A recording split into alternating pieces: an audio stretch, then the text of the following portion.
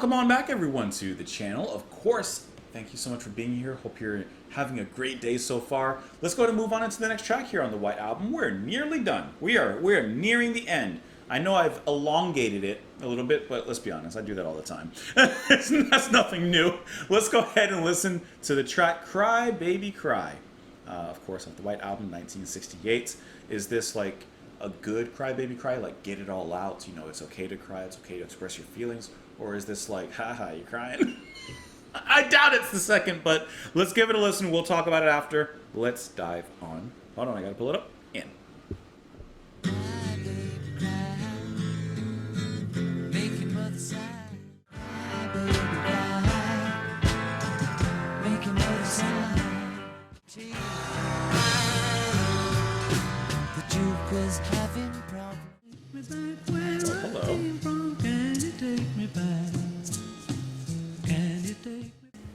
Isn't that such a McCartney thing to do, to like add in this almost random little ending to the song, this random coda at the end that sounds like it has nothing to do with what came before, but somehow it still works. Somehow it sounds just fantastic.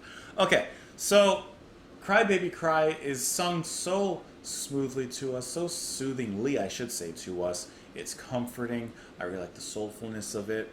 What I thought was accordion in the beginning is apparently not. It was actually George Martin on harmonium. And I'm just going to say, I would have definitely thought it was accordion if I didn't see that.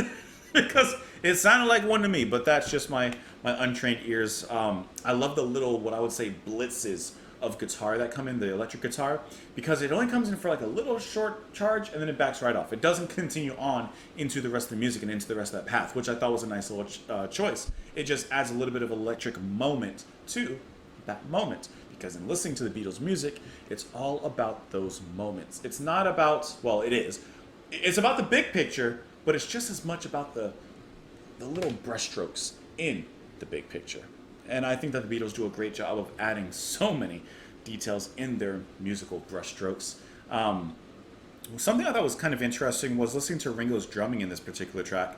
There's nothing necessarily hard or, you know, overly technical about it, but just the way that he's playing the pattern, at certain moments kind of doubling up on the hi-hat, and then he would bring near like a, not marching band sound, but, you know, just some more hits on the snare.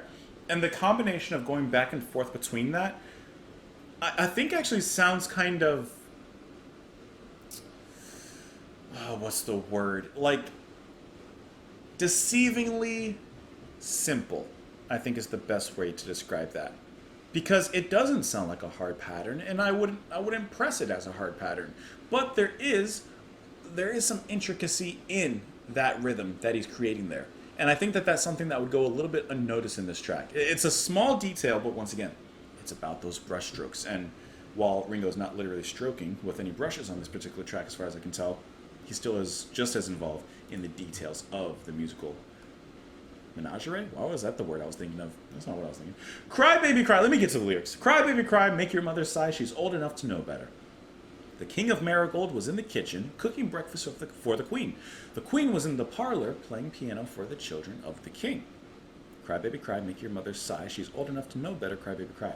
The King was in the garden picking flowers for a friend who came to play. The Queen was in the playroom painting pictures of the children's holiday. I'm not sure what this track is about, to be honest. The Duchess of Kirkcaldy, always smiling and arriving late for tea. The Duke was having problems with a message at the local Bird and Bee. I gotta tell you, I actually have no idea what this track is about. At 12 o'clock, a meeting around the table for a seance in the dark, with voices out of nowhere put on specially by the children for a lark. I'm genuinely lost. Let's see if there's something here on the Wikipedia page for this track. It says the coda of the song is a short segment referred to as Can You Take Me Back, written by McCartney, an outtake from the I Will session. It says that demos indicate that Lennon composed the song. The original lyrics were Cry Baby Cry, Make Your Mother Buy. Lennon described to biographer Hunter Davies how he got the words from an advertisement. Some of the lyrics of the song are loosely based on the nursery rhyme Sing a Song of Sixpence, which I had to tell you, I'm not familiar with. So maybe that is a big part of why I didn't really catch anything or understand anything there in the lyrics on this one.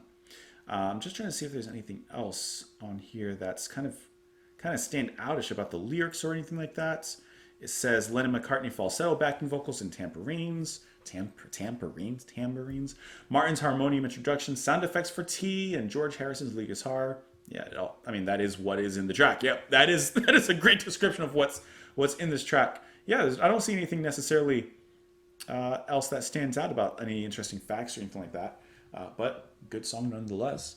Leave me a comment down below. Let me know your thoughts down there. Of course, you can follow me over on Twitter, support the channel on Patreon. As always, appreciate you being here.